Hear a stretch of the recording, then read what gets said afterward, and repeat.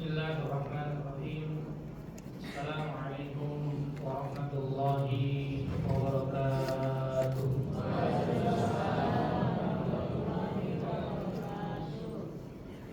Alhamdulillah. Alhamdulillahilladzi arsala rasulahu bil huda wa dinil haqq liyudhhirahu 'ala ad-dini kullihi wa kafaa billahi shahida. Ashhadu an la ilaha illallah wahdahu la syarika lah wa ashhadu anna sayyidana wa nabiyyana Muhammadan 'abduhu wa rasuluh. Allahumma shalli 'ala Muhammad wa 'ala ali Muhammad. Alhamdulillah, puji syukur kita panjatkan kehadirat Allah Subhanahu wa taala di pagi hari yang penuh dengan keberkahan ini, sejuk suasananya. Semoga hati kita semuanya dalam keadaan sejuk pula. Amin ya rabbal alamin. Kita semuanya masih bisa berkesempatan diberikan oleh Allah Subhanahu wa taala usia yang berkah, yang alhamdulillah pada pagi hari ini kita dimudahkan melangkahkan kaki kita untuk sama-sama sharing keilmuan, belajar bagaimana kita menata diri guna mendekatkan diri kita pada Allah Subhanahu wa taala. Mudahnya langkah kita ini bentuk syukur kita pada Allah Subhanahu wa taala yang tak terhingga. Mudah-mudahan rasa syukur kita ini selalu Allah tambahkan akan nikmatnya kepada kita semuanya. Amin ya rabbal alamin. Shalawat dan salam semoga terlimpah curah pada baginda Nabi besar Muhammad sallallahu alaihi wasallam, dengan harapan kita semuanya mendapatkan syafaat daripada baginda Nabi besar Muhammad sallallahu alaihi wasallam di akhirat kelak nanti. Amin ya rabbal alamin. Hadirin hadirat yang dimuliakan Allah Subhanahu wa taala, yang sama-sama kita hormati Ketua DKM Masjid Baitul Muhajirin Bapak Habib Boli beserta jajarannya. Berikut yang bisa menjembatani saya bisa hadir bersama dengan Bapak dan Ibu semuanya kesini, Bapak Taufik yang kebetulan belum lama saya mengisi kegiatan di BTPNS ya.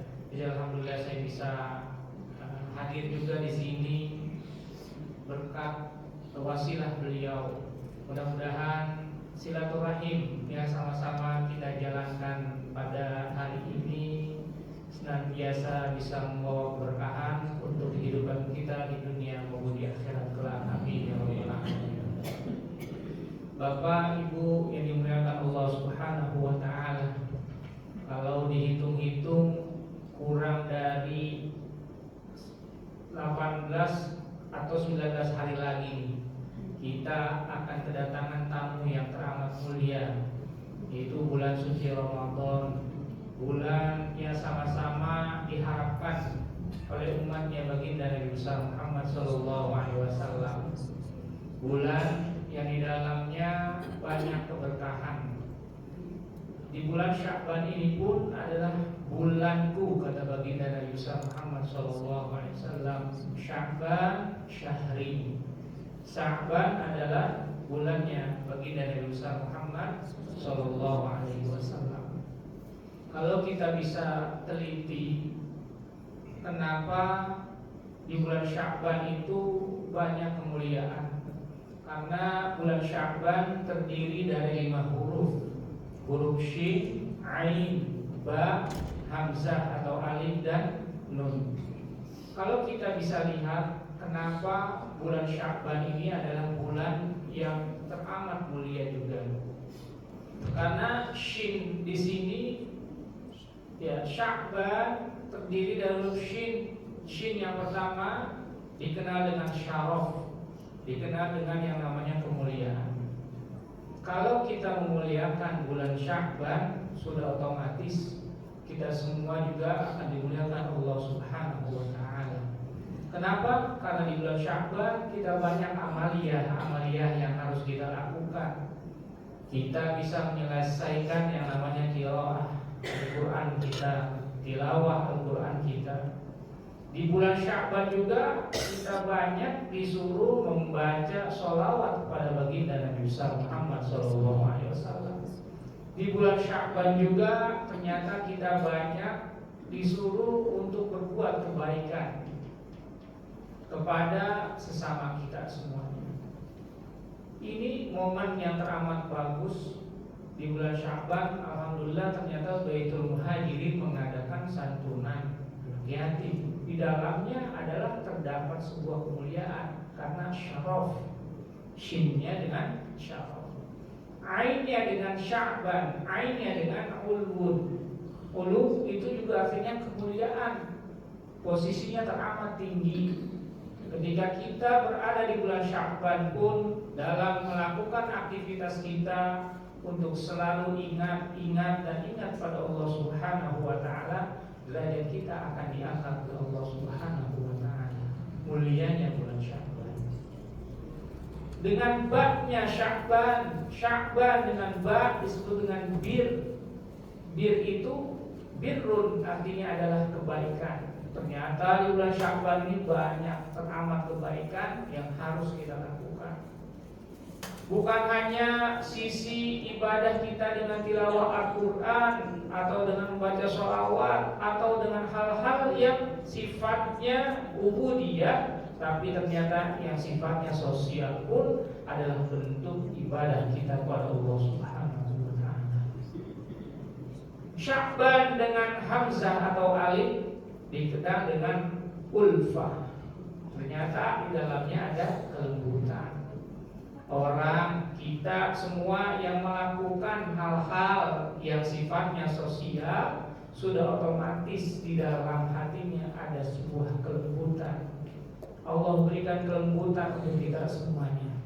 Teramat rugi jika kita dalam bulan Sya'ban itu justru menimbulkan permasalahan dalam hidup.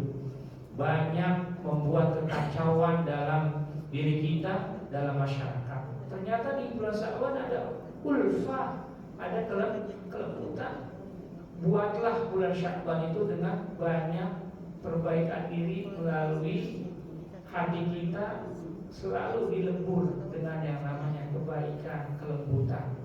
Jangan ada kita sama keluarga, sama istri, sama suami, sama anak di bulan Sya'ban ini justru membuat sebuah pertengkaran. Itu sesuatu yang dimurkai oleh Allah Subhanahu wa taala.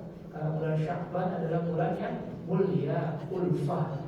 Di dalamnya ada yang terakhir di bulan Sya'ban itu ada nun. Apa nun? Nun itu adalah nur. Di dalamnya ada cahayanya Allah Subhanahu wa taala. Kalau kita jauh dari cahayanya Allah Subhanahu wa taala, kita punya diri gelap. Hati kita kacau. Oleh sebabnya pada pagi hari ini tema yang teramat baik untuk kita dalam menyambut bulan suci Ramadan dengan tema kita ingin punya solusi bagaimana kita punya mental yang kuat, kita punya jiwa yang kuat. Gimana caranya? Apa yang harus kita lakukan? Dalam hidup kita permasalahan kayaknya teramat banyak. Setiap hari masalah ada aja datang, tapi solusi jarang, bahkan mungkin terlewatkan sama kita dalam kehidupan kita semua. Dari yang namanya sisi ekonomi, dari yang namanya sisi pergaulan, permasalahan terus aja berlangsung dalam kehidupan kita. Ini hal-hal yang harus kita buat senjata harian kita untuk bisa menghandle itu permasalahan, sehingga ada solusi yang buat hidup kita ini bisa tenang, bisa aman, ya keluarga bisa tentram. Ini yang kita mau.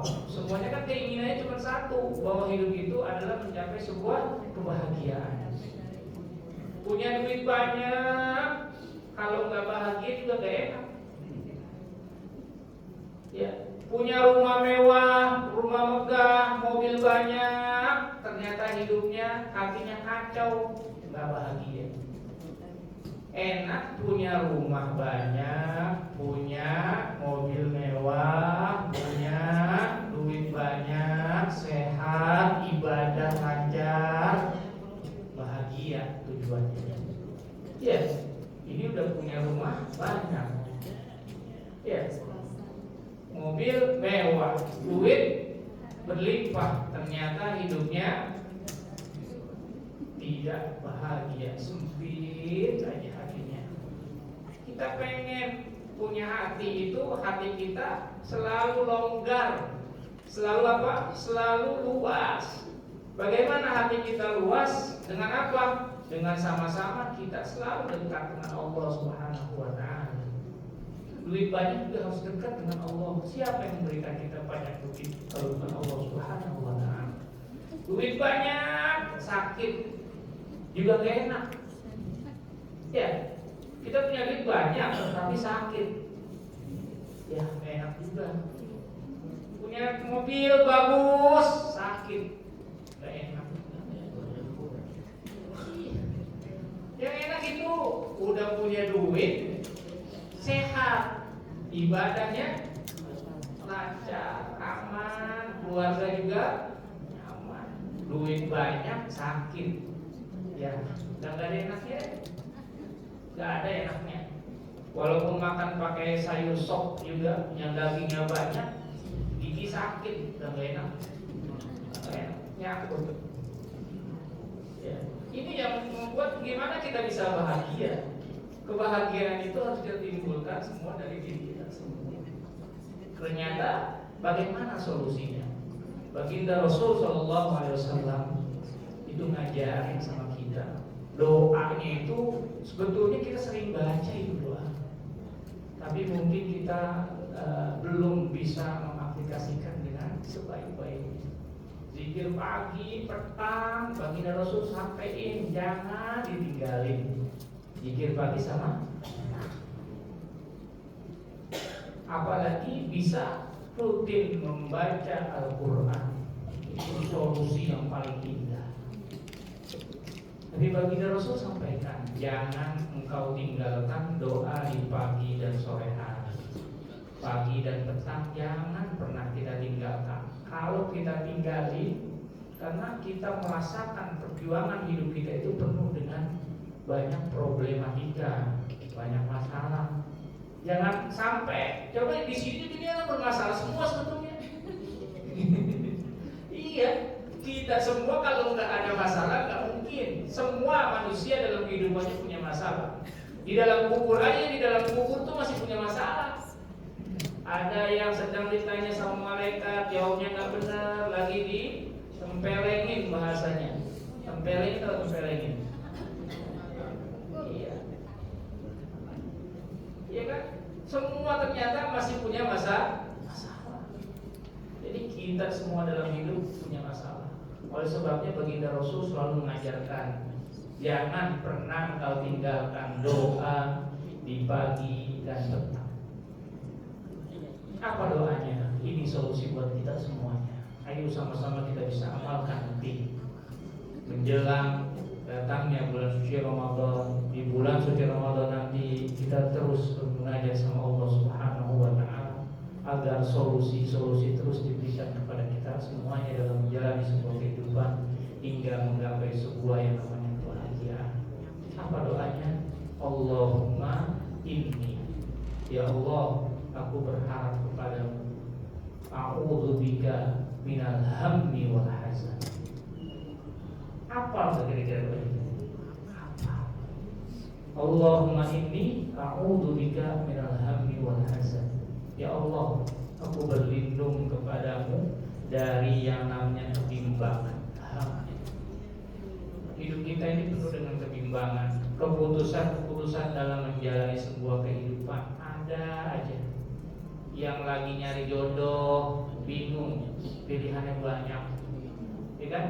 Yang lagi mau beli rumah juga bingung, pilihan rumah yang mau dibeli banyak, cuma duitnya cuma sedikit. Ya, mau beli rumahnya banyak tapi duitnya sedikit, bimbang cari yang terbaik. Allahumma inni a'udzubika minal ham. Ya Allah, aku berlindung kepadamu daripada yang namanya kebimbangan hidup. Bimbang itu setiap hari, bukannya setahun sekali baru bimbang. Setiap hari manusia dalam keadaan bimbang. Hari ini aja bimbang, ikut kajian apa enggak ya? Bimbang ada, ikut kajian atau enggak, krimis-krimis lagi nih, krimis-krimis, ikut kajian atau enggak, bimbang. Mau menjalani sebuah kebaikan juga bimbang. Apalagi sebuah kejahatan. Ya, banyak orang yang melakukan sebuah kejahatan tanpa pakai bimbang. Ya, mau melakukan sebuah hal-hal yang negatif tidak pakai bimbang, langsung dikerjain. Tapi yang namanya kebaikan bimbang. Mau nyumbang buat santunan 200.000 atau 50.000 ya. Bimbang itu kebaikan, bimbang. Kebaikan pasti bimbang, tapi kalau kejahatan kayaknya nggak pakai pilihan, langsung dijalankan. Kalau mereka dalam keadaan bimbingan dari Allah Subhanahu wa taala, pasti ada remnya. Karena ada doanya. Allahumma inni a'udzubika minal ham. Bimbangan dijaga, dibentengi, jangan sampai melakukan sebuah kemaksiatan. Kebaikan ya kadang-kadang ya pasti, kebimbangan itu pasti ada. Kalau sedekahnya 200.000 besok mau makan apaan? Kalau anak sekolah besok bagaimana? Udah dari 50.000 aja. Masih bimbang tapi itu sudah masih baik. Masih baik. Yang kedua, hazan. Hazan itu apa? Kesedihan. Setiap hari itu dalam keadaan sedih. Kita sedih aja kalau lagi berdoa aja pengen, ya Allah, gimana ini? Saya menjalani hidup semoga selalu sehat. Saya melihat orang enak banget ibadahnya. Dia sedih baru merasakan bahwa ibadah itu teramat nikmat.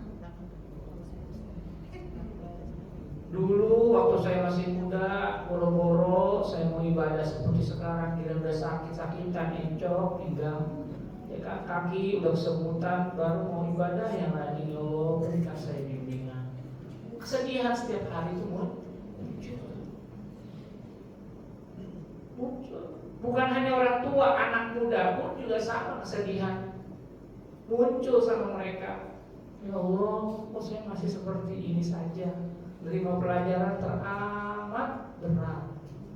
Ya, anak-anak kita jangan disangka mereka punya perilaku-perilaku yang seperti itu. Dalam hatinya ada kesedihan, kok temannya mudah memperoleh pelajaran, saya lama. Itu ada dalam hatinya, getaran itu ada. Karena apa? Karena doa dari orang tua yang selalu dipanjatkan pada Allah Subhanahu wa taala.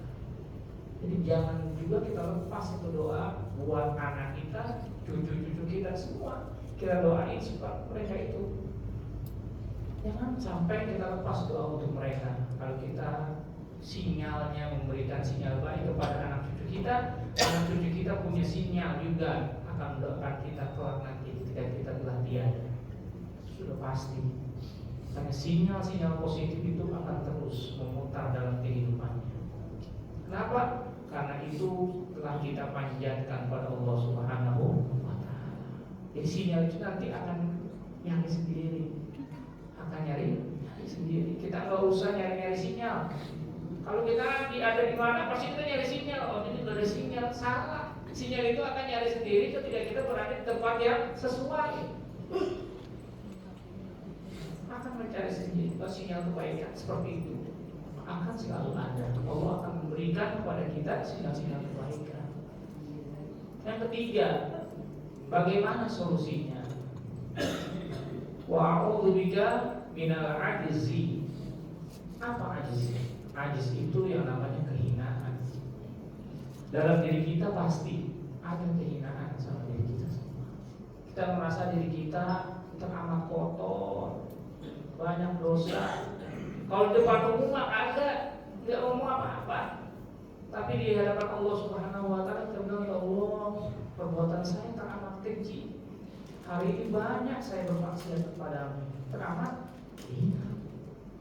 Tapi tidak ditampakkan di hadapan manusia. Coba kalau kita berbuat dosa langsung tampakkan di dunia mancung, di dunia pesek misalnya, ya.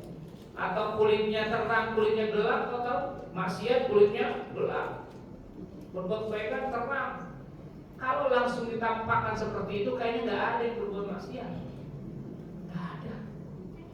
Kita berlindung sama Allah agar jangan sampai kita punya aib itu bermunculan di tengah-tengah masyarakat. Kehinaan itu buat apa? Ditutupi oleh Allah Subhanahu wa Ta'ala. Ini harus sama-sama kita berdoa sama Allah Subhanahu wa Ta'ala di setiap waktu selepas ibadah sholat. Terus kita panjatkan kepada Allah Subhanahu wa Ta'ala. Kata DKM katanya sampai jam 12.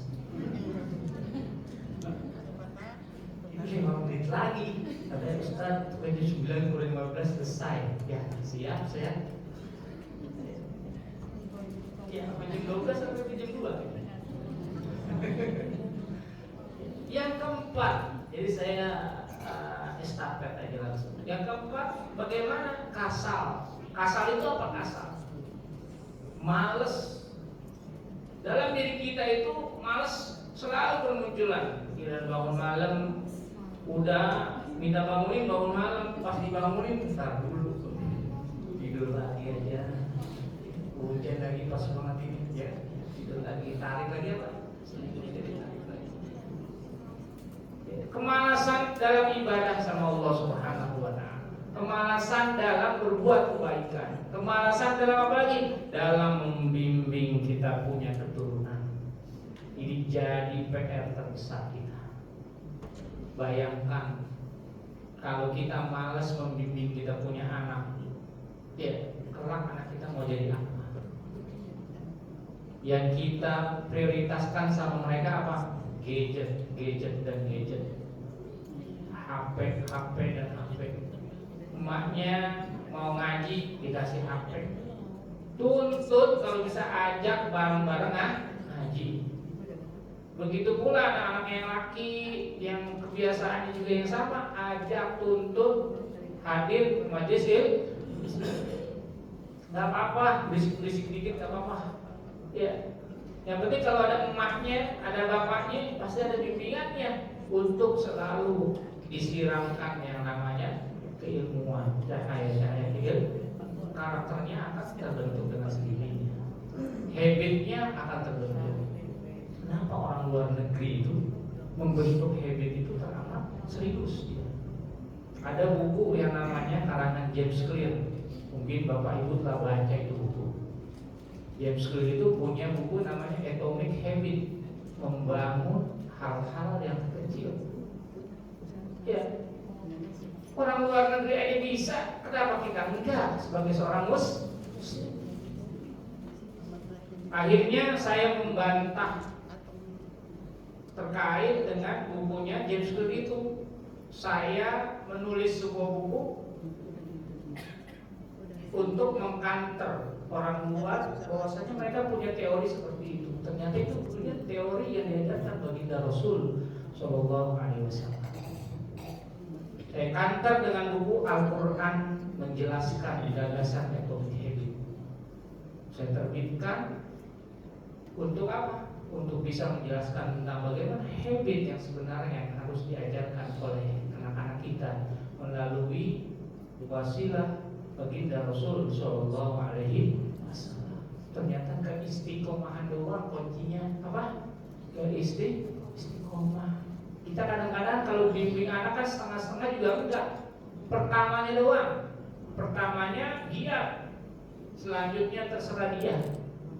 Padahal untuk bimbingan itu selalu harus dengan istiqomah.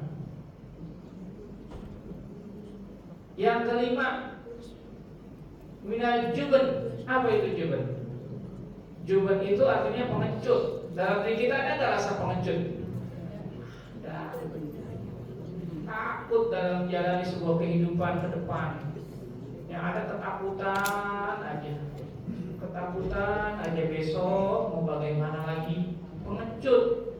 Dalam diri kita pengecut itu terus dikembangkan oleh yang namanya sifat-sifat syaitaniyah. Makanya dalam Al-Quran disebutkan istahwadha alaihimus syaitan fa'atahum zikrallah ulaika hizbus syaitan ala inna hizbas syaitan humul khasirun. Dalam diri kita itu selalu yang namanya ketakutan, yang namanya rasa pengecut itu muncul sama diri kita. Hingga kita apa? Lupa namanya sama Allah Subhanahu wa ta'ala. Fa'atahum zikrullah. Sampai kita lupa sama Allah Subhanahu wa ta'ala. Ulaika hizbus syaitan. Orang-orang yang lupa pada Allah Subhanahu wa ta'ala dikategorikan dengan golongan-golongan syaitan. Kita sering gak tuh masuk golongan-golongan syaitan? Kira-kira ini dalam diri kita selalu jawab, oh saya ternyata termasuk. Sering lalai, sering lupa sama Allah, maka kita termasuk daripada golongan syaitan. Ulaika hizbus syaitan ala inna hizbas syaitan humul khasirun. Kita ini termasuk orang-orang yang rugi kalau kita lalai, kalau kita lupa sama Allah Subhanahu wa ta'ala. Yang ke-6, bukhl. Bukhl apa artinya bukhl? Bakhil, pelit. Ya, pelit. Dalam diri kita itu pelit itu muncul.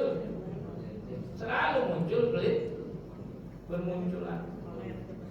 Makanya kita selalu berdoa sama Allah menghindari itu, supaya kita termasuk orang-orang yang dermawan, orang-orang yang selalu berbagi, orang-orang yang selalu memberi. Baik itu senyuman saja yang paling kecil, teramat sulit kalau rasa dengki, kesal dan sebagainya itu muncul sama diri kita. Baginda Rasul sampaikan, tabassumuka fi wajhi akhika shadaqah. Senyum aja, senyum dalam menjalani sebuah kehidupan dengan senyum. Itu sudah memberikan kedermawanan dalam hidupnya. Coba Bu, kalau kita bertetangga dimanyunin aja setiap hari manyun, ya, dan dia enak banget dan hidup terasa sangat sempit. Ini pengen buru-buru mati aja. Ya. Dia yang mati atau kita yang mati dah, begitu. Pengen itu. Kalau kita bertetangga saling selalu tidak ada kerukunan, pengennya perang aja udah. Selamat dia atau selamat saya. Itu selalu dalam pikiran saya. Pengen kita munculkan kedermawanan dalam hidup kita. Ada kesel biarin aja, kita dengan senyum. Udah senyum aja udah. Pokoknya kita berikan yang terbaik. Masalah dia terima atau tidak itu urusan Allah Subhanahu wa ta'ala. Yang ke-7, min ghalabatid dain. Apa ghalabatid dain? Banyak utang di mana-mana sama kita. Ya. Utang duit, utang janji, waktu. Ya, banyak kita ini punya urusan yang belum kita lunasin. Kita punya banyak urusan. Kejadian ntar kita datang pagi tepat jam 8 mesti ikut kajian. Contoh ini, jangan jauh-jauh. Ya sekarang kita jalanin aja. Ternyata ada yang saya datang jam 8, ada yang datangnya jam 9 misalnya. Nah, berarti itu udah satu yang namanya apa? Utang yang namanya janji molor 1 jam misalnya. Itu salah satu dari kehidupan kita. Harapannya ke depan kita selalu dibimbing oleh Allah Subhanahu wa ta'ala bisa menjalankan kehidupan kita. Yang terakhir, waqahrir rijal. Apa qahrir rijal? Tekanan dari pihak manapun. Banyak tekanan kita. Tekanan dalam kehidupan itu ada saja dalam menjalin tekanan. Ya, atasan kepada bawahan ditekan. Gimana caranya? Ini harus gol, pokoknya ditekan. Ya, Begitu pula bawahan kepada atasan, gimana caranya punya gaji yang gede, minta gaji terus, tekanan. Ini kita punya permasalahan dalam kehidupan. Solusinya gimana biar jiwa kita itu kuat, mental kita itu sehat? Gimana? Rasul sudah ngajarin jangan tinggalkan 8 penyakit mental yang ada dalam diri kita semua dengan doanya di pagi dan sore hari. Allahumma inni a'udzubika minal hammi wal hasan wa a'udzubika minal ajzi wal kasal wa a'udzubika minal jubni wal bukhl wa a'udzubika min ghalabatid dain wa qahri rijal. 8 penyakit mental ada semua, menggerogoti diri kita semua. Tinggal kita hantar dengan apa? Dengan doa yang diajarkan oleh baginda Rasul sallallahu alaihi wasallam. Mudah-mudahan Allah Subhanahu wa taala selalu membimbing kita untuk selalu dijaga penyakit mental kita semuanya, sehingga kita bisa menjalani kehidupan dengan sebuah kebahagiaan. Mungkin itu pas jam 9 kurang seperempat sesuai dengan arahan. Terima kasih. Assalamualaikum warahmatullahi wabarakatuh. Waalaikumsalam warahmatullahi wabarakatuh.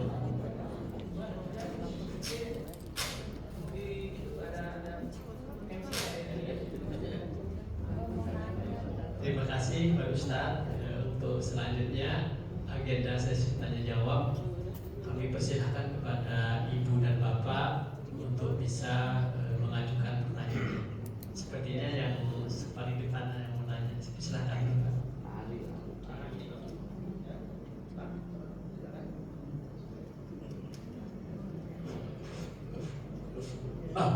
Assalamualaikum warahmatullahi wabarakatuh. Ya Pak Ustadz, pertama mengenalkan diri dulu. Nama saya Sugito, saya orang Jawa, tinggal di Pondok Kelapa. Ya, profesi saya hanya juru pijit, teman-teman saya hanya juru pijit. Barangkali Bapak Ustadz sampai boleh.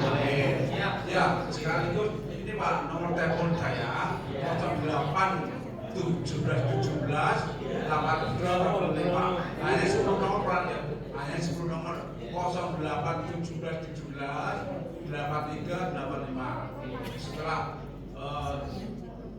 mengenalkan diri, saya lanjutkan. Tahun 1967 saya itu di kampung, di kampung. Kampung saya itu satu kampung itu belum ada yang namanya surat. Ya, baru saya yang ada surat saya itu dapatnya dari guru agama saya dari sekolahan. Maka saya bilang sama teman-teman saya kata bla dia sanggup, dia mau ikut. Jadi setelah itu kita maghrib bisa berkumpul di tempat saya. Nah itu sampai menyebar kampung utara, kampung timur itu ikut kumpul. Saya singkatnya, pertanyaan gini, dalam bulan puasa saya itu waktu subuh ya, setelah subuh saya tidur sebentar, terus saya paling 2 menit mimpi. Itu saya datang dari seseorang dari arah kiblat. Itu saya duduk di depan saya, ya, di depan saya. Terus pakai peci, pakai sarung, tapi tidak pakai baju. Itu terus salaman sama saya. Namanya saya Nabi Muhammad. Itu. Setelah itu jalan bang, melanjutkan jalan ke Kideletan sana, arah pojok sana. Ini mohon penjelasan bagaimana. Terima kasih. Assalamualaikum warahmatullahi wabarakatuh.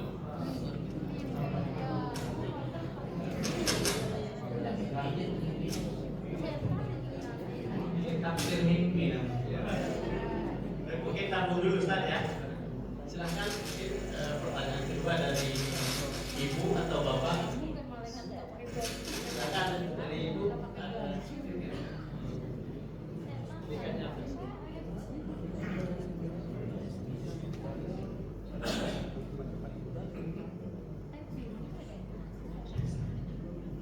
tafsir Ghibli nanti bisa dijawab setelahnya.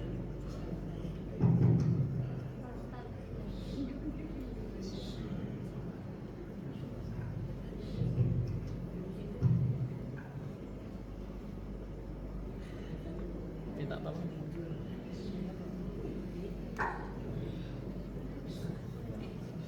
Assalamualaikum warahmatullahi wabarakatuh. Terima kasih atas waktunya yang diberikan kepada saya, Pak Ustadz. Kita setelah sholat itu kan ada bacaan mengusap wajah. Itu bacaannya Allahumma as'in, Allahumma azan wa azan. Ya, itu kan ada yang menyatakan itu ada hadisnya, tapi ada yang bilang katanya nggak ada gitu. Tapi saya mau penjelasan dari Pak Ustadz, apakah itu untuk hadis yang sahih itu. Terima kasih. Assalamualaikum warahmatullahi wabarakatuh. Ada pertanyaan lagi? Bisa ditampung dulu. Oke, silakan. Assalamualaikum warahmatullahi wabarakatuh. Salam. Perkenalkan, nama saya Bisa. Saya saat ini mahasiswi semester 6 Pak. Di sini mau tanya, biasanya kan kalau mahasiswa itu kan seperti dari Bapak bilang ya, banyak tekanan, baik dari keluarga, dari teman, walaupun dari akademik sendiri. Saya beberapa kali mendengar kalau kita merasa tertekan itu harus perbanyak sholat Pak. Tapi kenapa? Mungkin karena rantau juga ya Pak. Terus kayak sudah sholat pun terkadang masih risau, masih takut kayak teman-teman saya sudah berhasil, kenapa saya belum? Terus kayak takut mengecewakan orang tua, takut berbuat salah ataupun itu. Nah, saya mau minta nasihat sih Pak, kayak ini kan menuju semester tua ya, biasanya tuh tekanannya lebih banyak. Nah, yang seharusnya dilakukan itu seperti apa? Kayak gitu. Terima kasih. Baik, terima kasih. Ada 3 pertanyaan Ustaz, mungkin bisa dijawab dari Ibu. Yang pertama terkait dengan setelah sholat. Yang kedua tadi minta solusi untuk mengalami masalah yang lagi mengalami semester 6, dan ketiga nanti berkaitan dengan tafsir kita. Apa tuh Ustaz? Pertanyaannya keren-keren semua ini. Saking kerennya saya bingung untuk jawabnya. Ya, terkait dengan ibadah.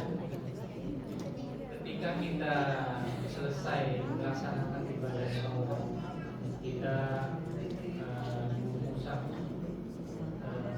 muka kita dan kita berdoa Allahumma inni a'udzubika min al-khaba'ith. Terkait dengan doa itu, memang banyak juga ada yang mengatakan seperti itu yang tadi Ibu sampaikan. Kalau halnya positif, saya sampaikan untuk kita semua, jika hal itu positif, kita punya niat memberikan aura untuk diri kita itu baik, kenapa tidak?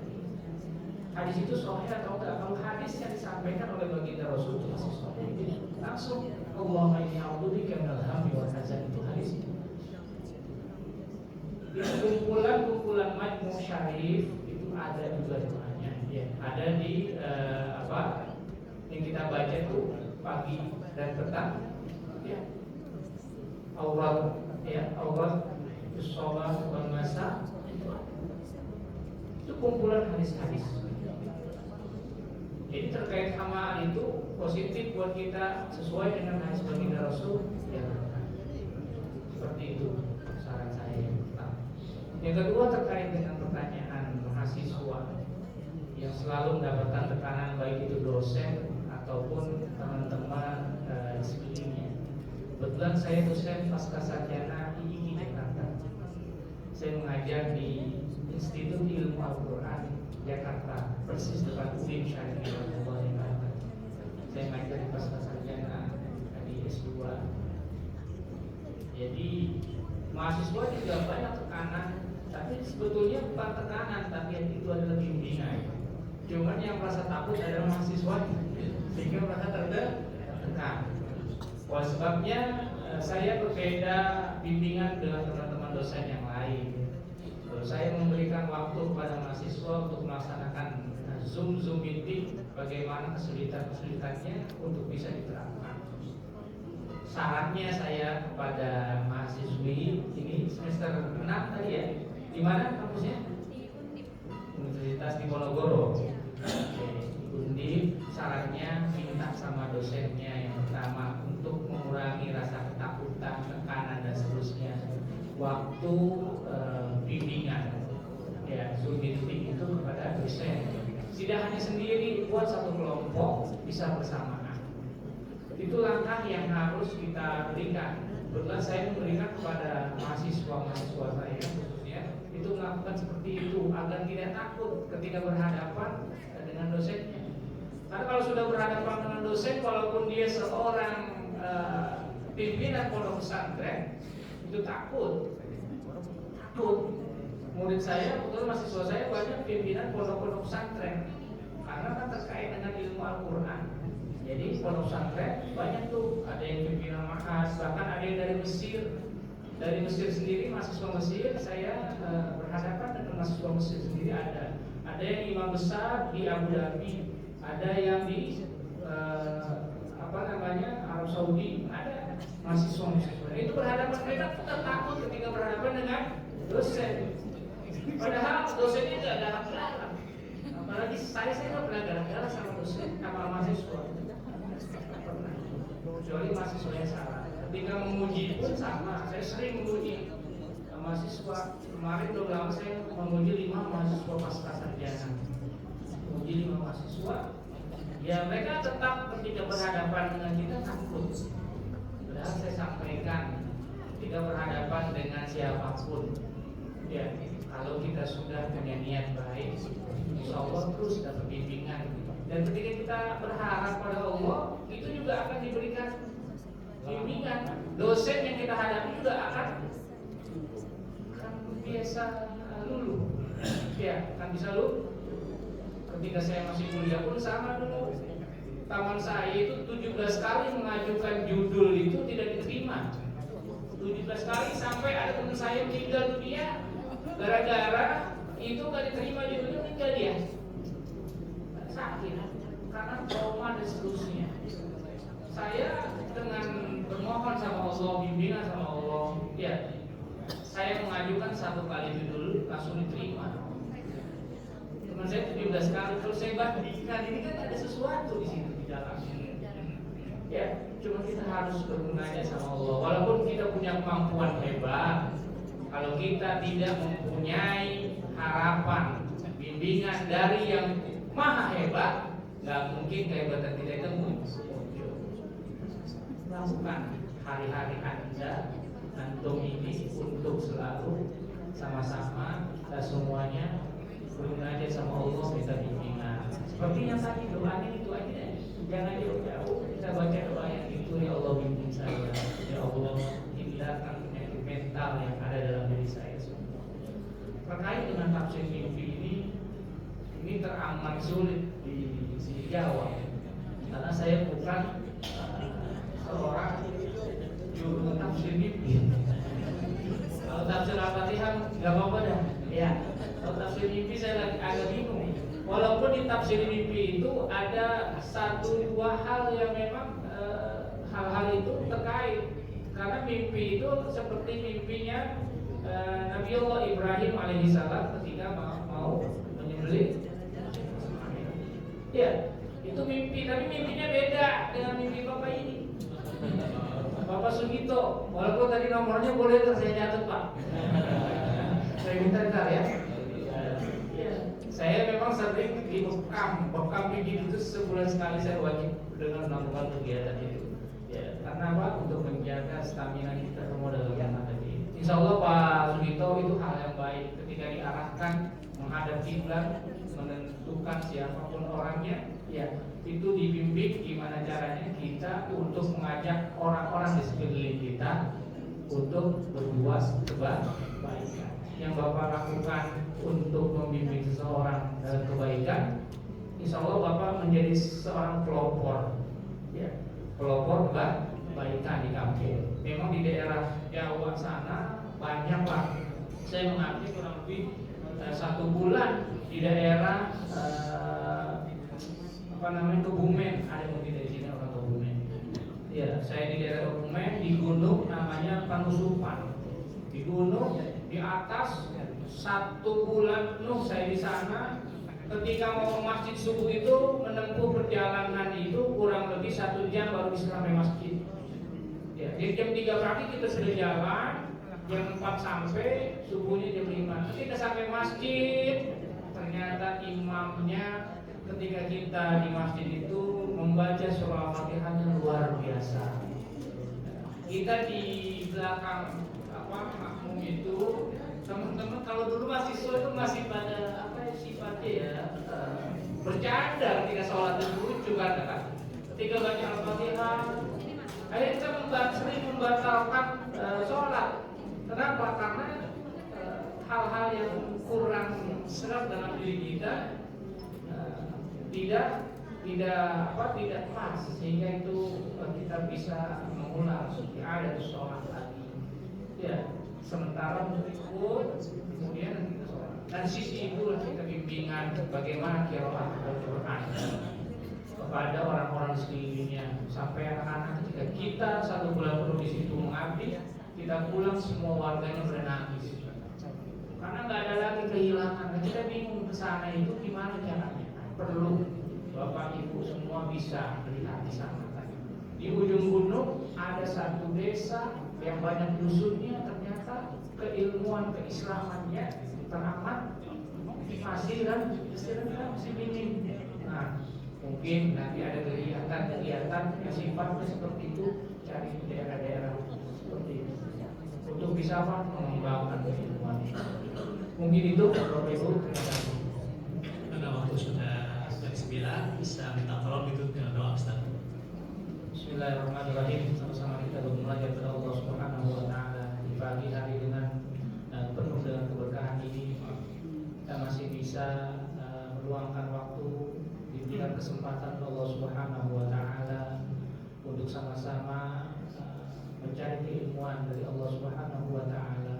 Semoga kita dibimbing oleh Allah Subhanahu wa taala untuk selalu bisa dekat kepadanya. Rasa syukur selalu muncul sama dari kita semuanya.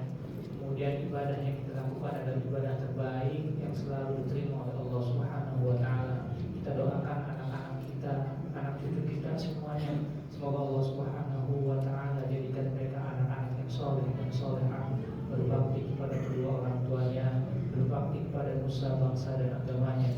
Ala hadhihi niyyah wa ala kulli niyatin salihah wa ila hadratin nabi al-Fatihah.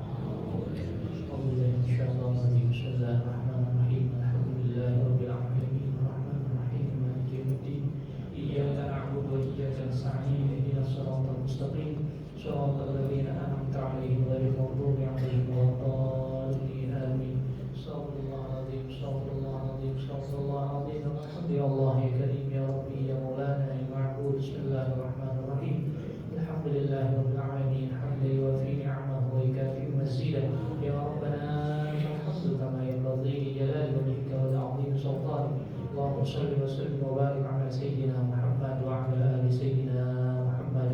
اللهم صل على نور الانوار وسر الاسرار وقيام الاضياء ومفتاح باب اليسار سيدنا محمد المختار واله الاطهار واصحاب الاخيار عدد نعم الله وافضاله.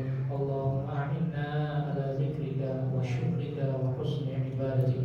اللهم انا نسالك العفو والعافيه والمعافاه الدائمه في الدين والدنيا والاخره. اللهم انا نسالك رضاك والجنه ونعوذ بك من سخطك والنار. اللهم انا نعوذ بك من الهم والحزن ونعوذ بك من العجز والكسل ونعوذ بك من الجبن والبخل ونعوذ بك من غلبة الدين وقهر الرجال. ربنا اغفر لنا